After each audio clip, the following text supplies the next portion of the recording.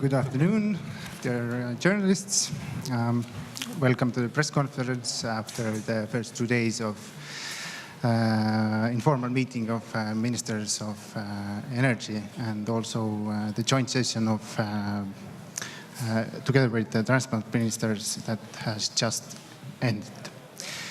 We'll start with an overview of the ministerial meeting by the Estonian Minister for Economic Affairs and Communications, Economic Affairs and Infrastructure, Ms. Kadri Simson, followed by Vice President of the European Commission, Mr. Maroš Šefčovič, and the Climate Action and Energy Commissioner, Mr. Miguel Arias Cañete.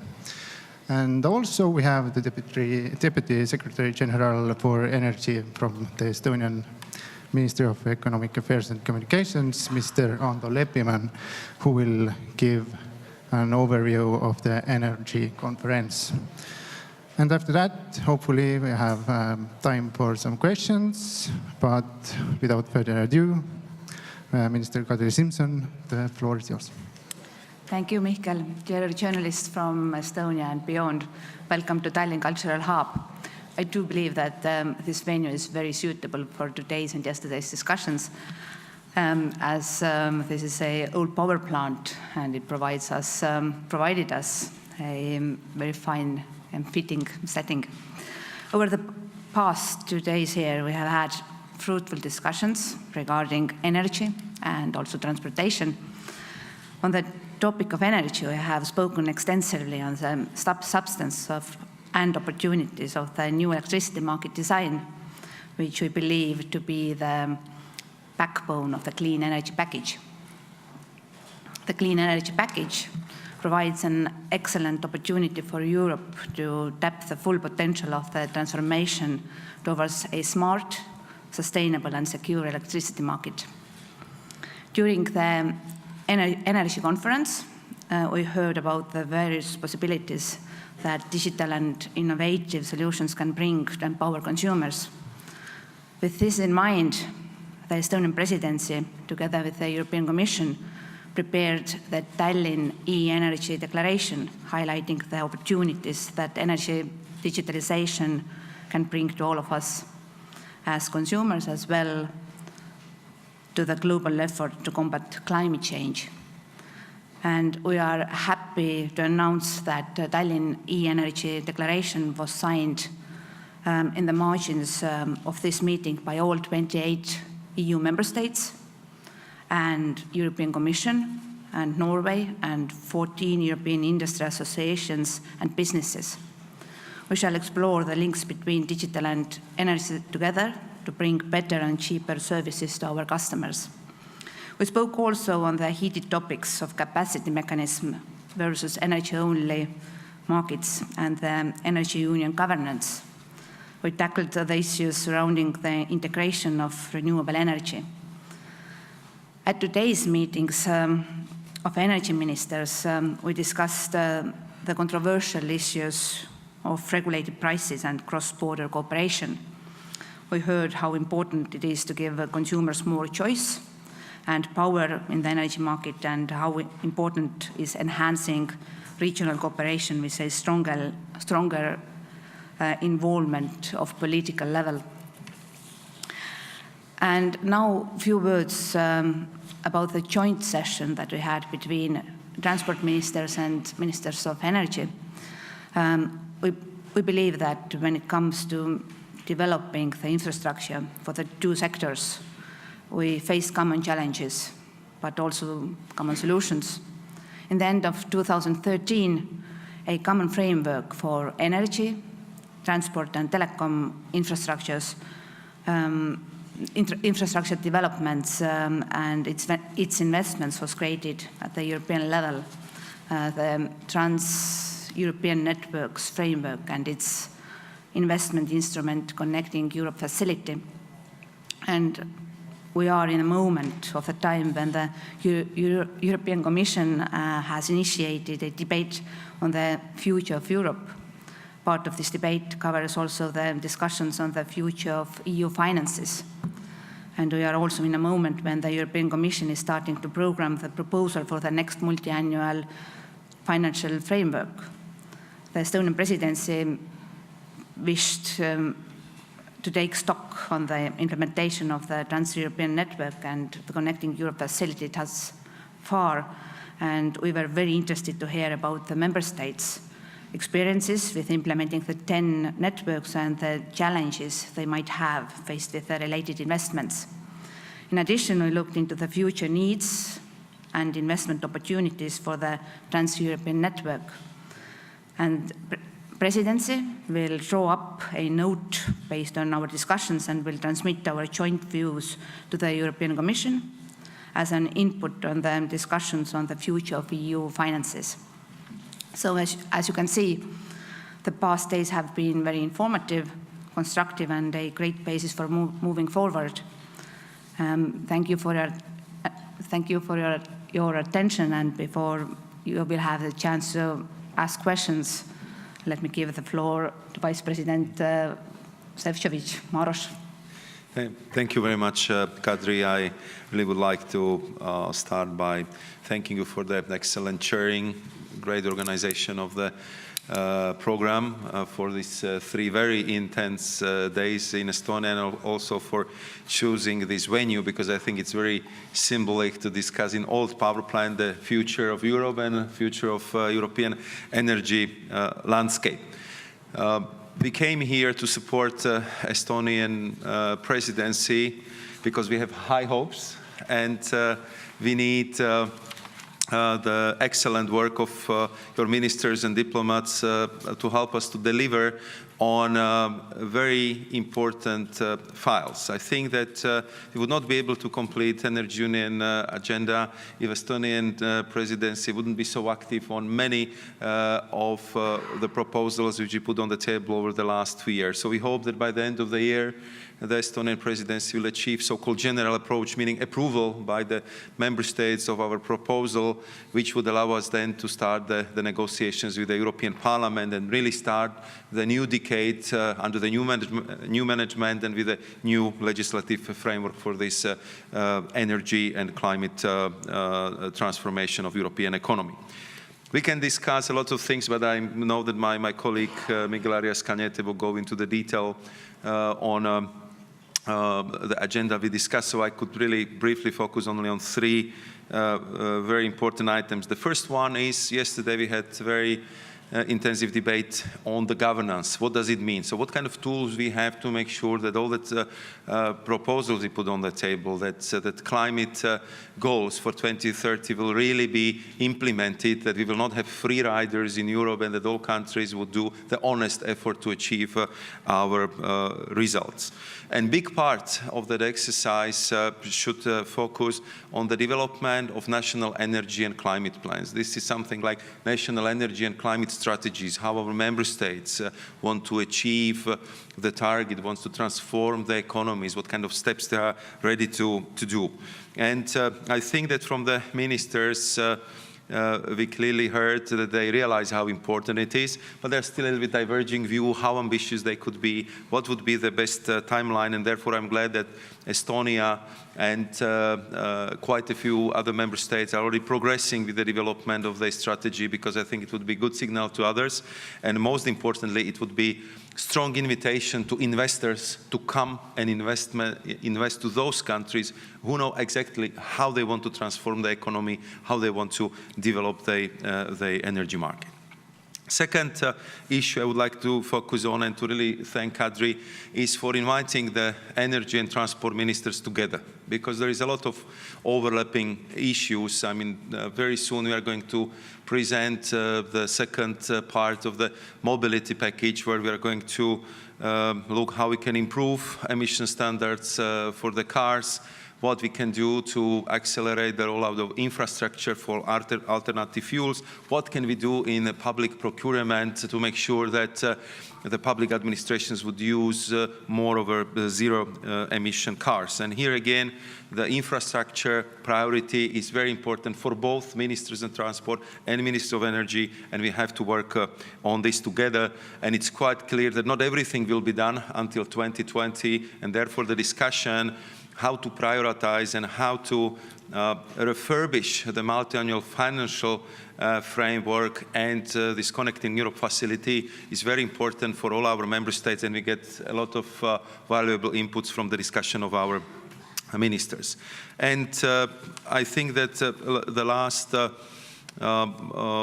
item I will highlight was the fact that I'm here also on Energy Union tour, that we have excellent meetings not only with Kadri but also today with the Minister of Environment. Yesterday we had a very important session with the Prime Minister where we discussed mostly the desynchronization but also overall coordination of policies of Estonian presidency until the end of the year, and I'm very much looking forward to my discussions with the members of the parliament tomorrow and the students at the Tallinn University.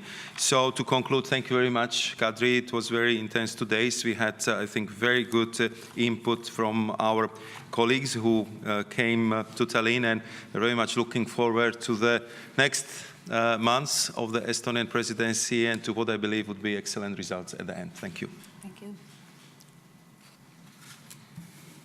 Yes, thank you. And Commissioner Cañete, please.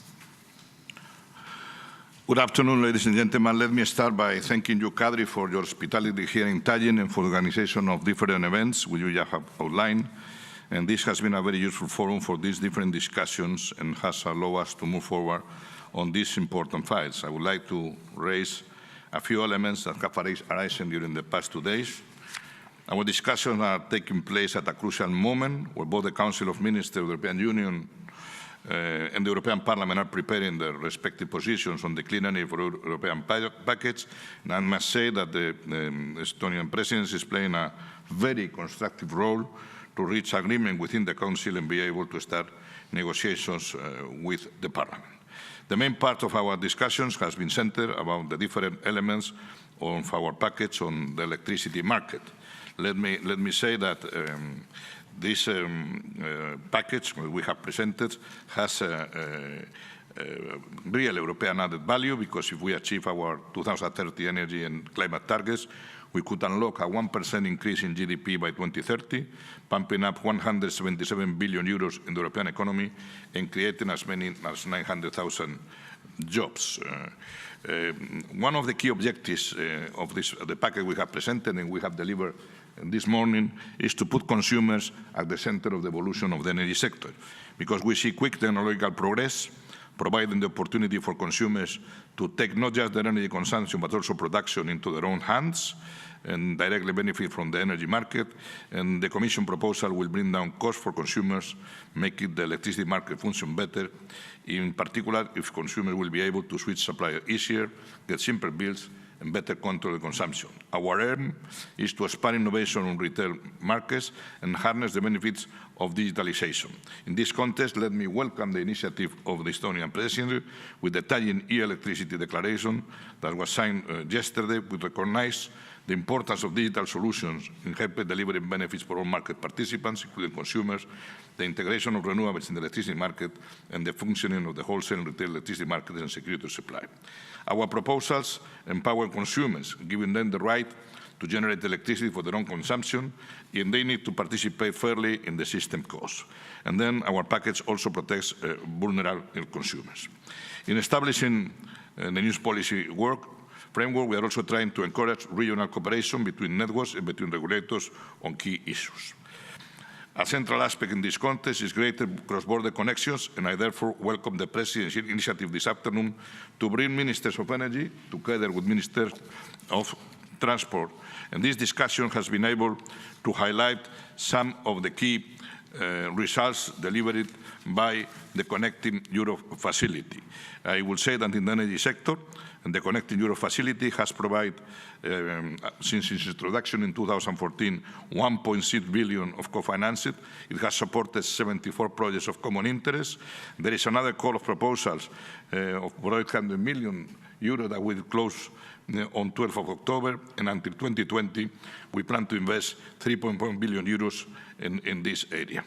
Amongst the projects we have financed is the Gas Baltic Connector between Estonia and Finland, who was granted 187 million euros. I will finalize by saying that also the aim of our package is to show leadership to the rest of the world in fulfilling our Paris commitments, that the recent storms and flood damage that we have seen in Asia and the Caribbean have been very timely reminders of the threat of global warming. I have just returned from a very stimulating trip to North America, and perhaps the key political message that I picked up during my meetings was that the importance that Europe takes a leading role in the fight against climate change. And I believe that this clean energy for all European package will put us in good position to show leadership. And I want to thank again the Estonian presidency for the excellent work they are doing to bring compromise on the table and be able that we deliver the legislation Europeans need to achieve the ambitious energy and climate targets we have established. Thank you. Yes, thank you. Ando. Yes, thank you very much. And a couple of words about the high-level conference, Europe's future of electricity market. So, as I have roughly 20 years history of being in part of Estonian energy markets, then I could say that most likely it was the highest level energy conference ever held in Tallinn.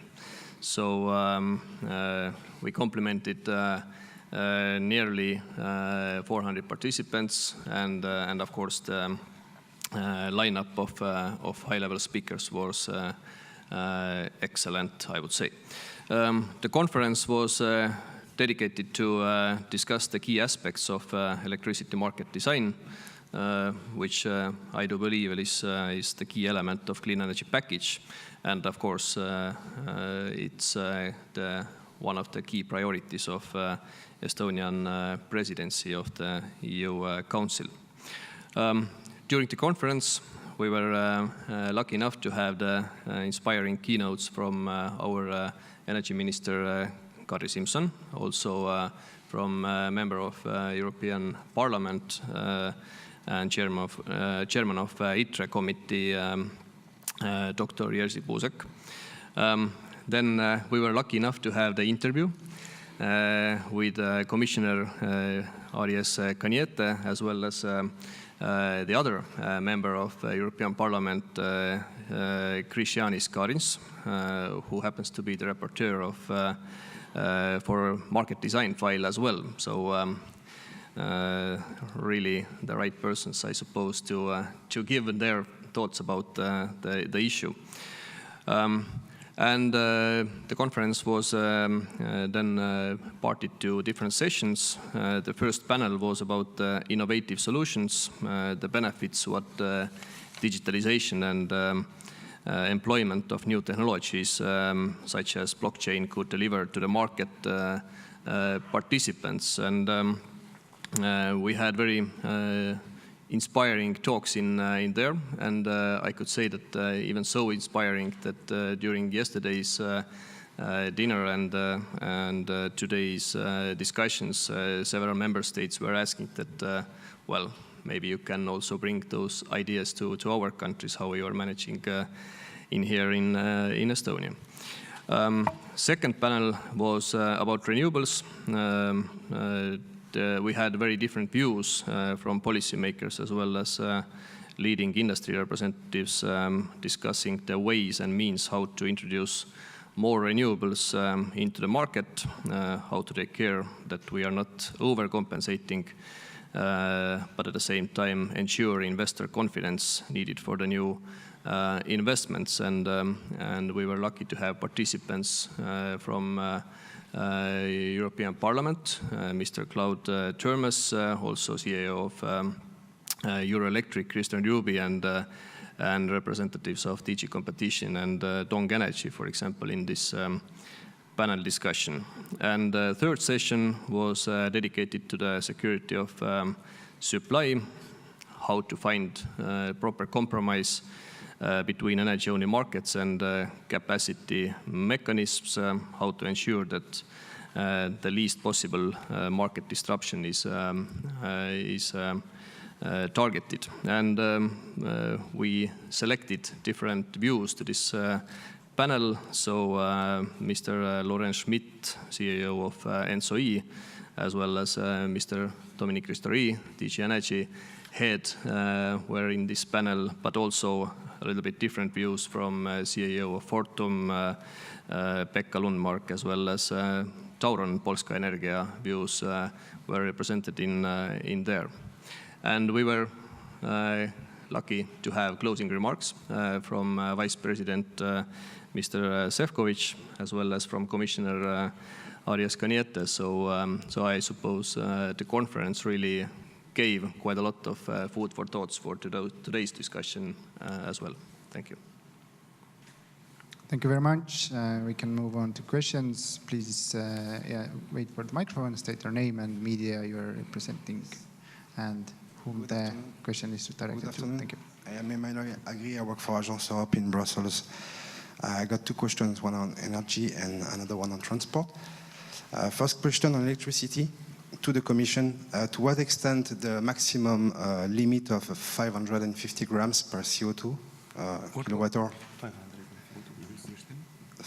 It's about capacity mechanism. To what extent the maximum limit of 550 grams in those capacity mechanism is important for the EU's credibility in the context of the alliance, which is led by the EU, Canada, and China against climate change.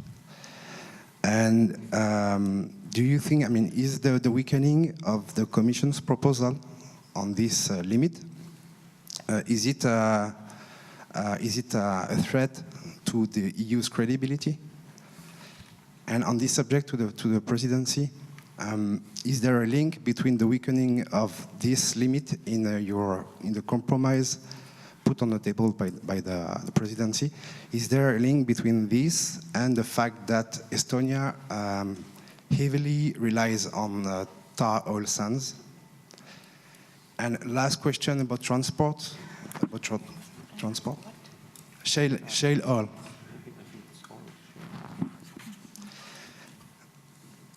And about transport, it's about the incident that happened in Randstad in Germany with a blockage with the train connection. How can the Commission assist for better contingency plans, since those which were supposed to function did not work? Thanks. I will answer the question of the 550 grams. First of all, I would say the Commission has established a limit on the limits of grams per kilowatt hour of 550 grams in order that we don't allow the member state to establish capacity mechanisms, which is a state aid, to plants which are more over that threshold. For new plants, since the enforcement of the actual legislation. And for all plants, they will have a transitional period of 5 years. This limit is the same one that the European investment banks applies at the moment, and it will have no logic that for giving loans and grants there is a limit, and for giving a state aid in the form of a capacity mechanisms there is another. We have established our proposal.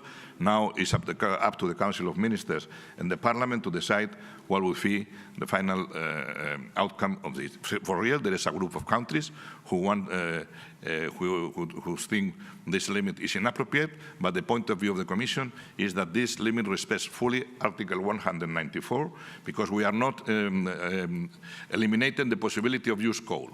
But we are saying if you use coal, you cannot use capacity mechanisms, and we respect fully the treaty in that endeavor. On the other question, what happens with China and Canada, we must know how the Paris Agreement is established. This is a bottom-up approach in which every single country establishes its own NDC and establishes what they do in order to reduce emissions. We have a collective target to fight during the century global warming well below 2 degrees with a view to 1.5, and every country does efforts. We will have a facilitated dialogue in 2018 to see where we are, and we will have a stock taking in 2023 to see if we have to raise our NDCs. Canada has his own way, his own pathway to reduce emissions. China has his own way. The European Union, we have established a target of 40% at least greenhouse gas reduction emissions, at 27% in renewables, and the Commission has proposed a 30% in energy efficiency. Actually, the European Parliament is dealing with these proposals and may suggest more ambitious targets. But you have to understand that under Paris, there is not a single way to operate. And the European Union has decided its own way, other countries have another way. We have decided not giving capacity mechanism to plants who exceed 550 grams per kilowatt hour. That's our position. At the same time, we are doing lots of effort in other areas to reduce emissions, whether it's in transport, whether it's in agriculture, whether it's in buildings, or whether it's in waste management. Thank you. Here was one question also to the presidency. Well, as a presidency, we try to be neutral broker, and that means it doesn't matter what is our local position, but we try to achieve overall consensus. And I got this kind of impression that you don't think that we have ambitious plan here in Estonia for renewables, but we do. We are investing heavily for renewable energy. And definitely, if we are taking and giving promises, we will fulfill those.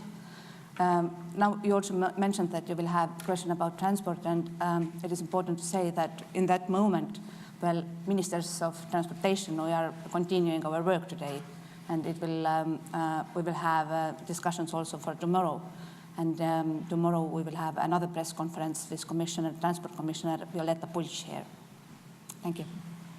Thank you very much, and I understand the question was aimed at one particular accident on the European railway freight corridor, but allow me to elaborate a little bit on the, I would say, the issue of the safety in transport as such, because it was part of the discussion we just had this afternoon.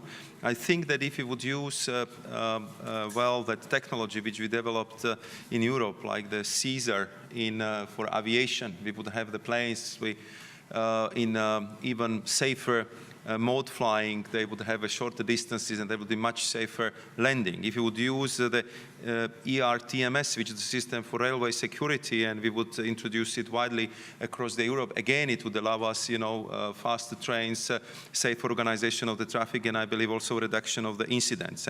And we have the same goal with creating the single European transport area and all that policies which we develop for reducing the risks on our roads. I believe that clearly in the future, if we manage to develop the proper infrastructure for alternative fuels, later on for autonomous driving, if we can get further progress in our connected car development. So then one of the major beneficiaries would be safety and security on our roads, because the cars would talk to each other, they would know where they are, they would allow the drivers much safer driving, but it would also allow us to use this intelligent transport system to plan traffic better, to avoid congestion, to save a lot of money we are losing when we are stuck in the traffic. So I would say that we have a lot of these technologies already available. We just need to make sure that there is much better market uptake by the operators, by our member states, and that it would definitely allow better performance, use of our infrastructure, and clearly the increase of the safety. Thank you. Okay, yeah, thank you. Baltic News Service, Lithuania. Mr. Šefčovič, I have a question about synchronization. Baltic countries haven't reached an agreement regarding synchronization yet.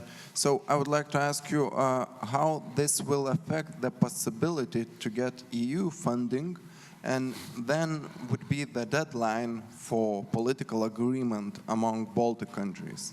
Also, at least Lithuania alerts that if there will be any delays with the project, Baltic countries would be in a weaker position in talks with Russia, because Russia is strengthening its grid and are preparing for the synchronization of Baltic states.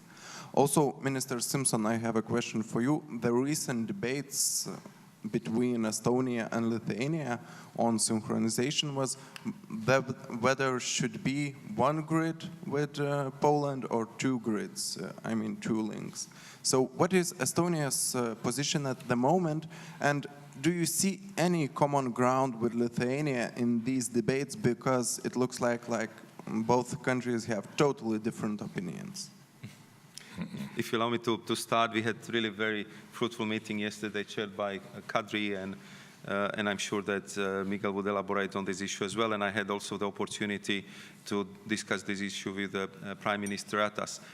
What is, I would say, the agreement of today is that as of 29th of September, the transmission system operators of Poland, Estonia, Lithuania, Latvia will work together on options, on the proper assessment, on the, I would say, providing the expert view, what would be the best solution, how to desynchronize the Baltic system from the old Soviet one and connect it with the European networks. Of course, we, I would say, agree that we will exercise the gentle pressure on the TSOs to deliver the results as quickly as possible, hopefully by the end of the year or by the beginning of the next year. And then I'm very glad that Prime Minister Arias was very ambitious in getting then the political agreement on the preferred solutions accomplished before summer. So I suggested that there will be good opportunities, or March European Council or a June European Council. We'll see how much time we would need to arrive at this solution, and why the timing is so important. And I'm sure that Miguel can explain it in a great detail, but we very much would like to be helpful within this legislative period as a Commission, and I'm sure the European Parliament. So the last CEF call, Connecting Europe Facility call for presenting the projects, would be announced in the February of 2019. So we would need the decision about preferred options sometimes around the summer, so the good project could be prepared, presented to the assessors, and then hopefully selected, and the process could start. So that's the timeline. That was the agreement, how to arrive at the solution. And speaking about Russia, I think here you are right. I have to say that any time when I had a meeting or a phone conversation with the Russian Minister Novak, he's asking about the synchronization. What is the timeline? What would be the decision? Because he's highlighting how important this would be also for maintaining their network. And as you know, they already started with some kind of virtual testing how this would work when the Baltic countries would be desynchronized. So what I want to say is that also on their side, we see that there are preparatory works, they are advancing very well. So I think that we should also use the good services of the Estonian presidency to move with debating this subject, hopefully to the common agreed of the preferred solution, and then to prepare good project for the last CEF call of this Commission. I don't know, Miguel, if you would like to add. No, just to say that yesterday, amongst all the agreements we have, the one that on the 29th of September in Warsaw will be a meeting of the transmission system operators of the Baltic countries and of Poland, in order to put in action the dynamic studies that we need at the moment to assess options. And those studies will fit in the study that NSOE has to do in order to make the way for a project to be eligible to self-financing. For the Commission, this is a project of the utmost priority, and Vice President Šefčovič and myself, we are highly committed to do all the political support so that the technical work advances at reasonable speed and the political decisions are taken at the right time.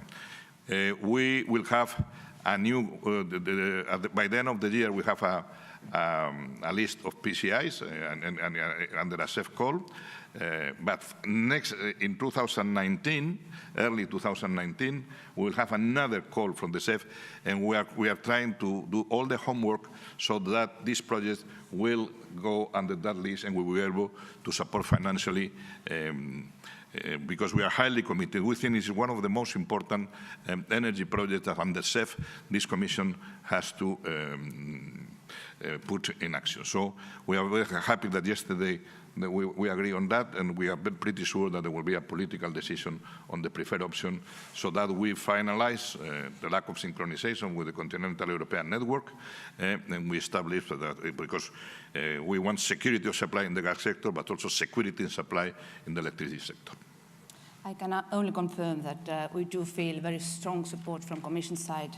So we have had several meetings presented by Vice President and the Commissioner, and from our sides, then energy ministers. And this similar kind of meeting was taking place yesterday, when there were 3 Baltic energy ministers plus our colleague from Poland.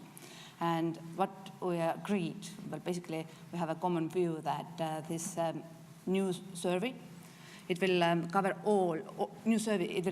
all possible alternatives.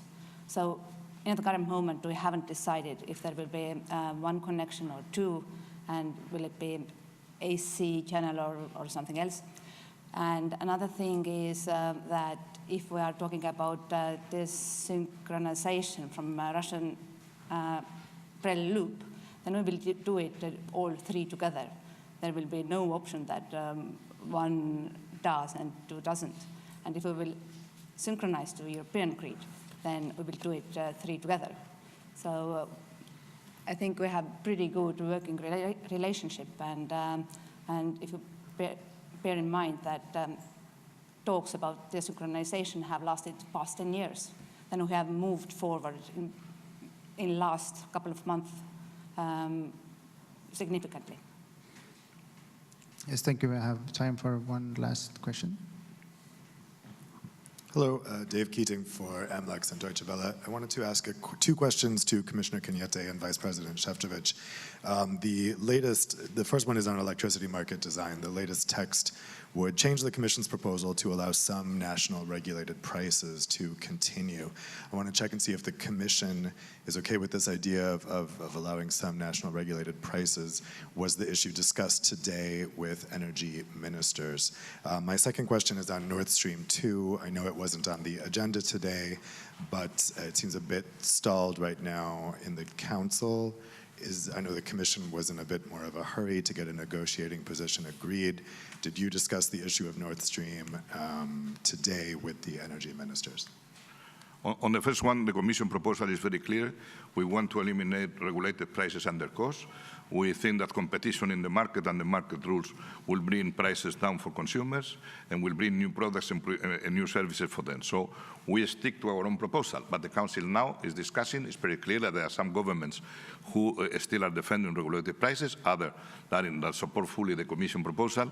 That's the job of the Presidency, to bring a compromise within the Council and then the negotiations with the European Parliament. The Commission will act in those negotiations as an honest broker, and we will see what is the outcome of the future. But we think that we are working towards markets in which there are competition and markets which are interconnected and integrated. That's the main drivers, and markets fit for consumers that can produce their own energy and that they have proactive prosumers and that can control the consumption and intervene in demand response and getting, revenues for this endeavor. Thank you very much, and to complement Miguel's answer and to answer also your second question, I think that very often the regulated prices also raised me with the view that I'm traveling across the EU member states on my energy union tour, and very often the regulated prices are presented by the representatives of the member state as I would say, only or the best solutions how to fight against energy poverty or how to help those who are in socially difficult situation not to pay too much for the energy. But our philosophy is a little bit different, because we believe that we should really restore the market signals to bring the market dynamics into the energy sectors. And we also are fully aware that we need to be socially very conscious, but we would prefer to give targeted assistance to those who really need it.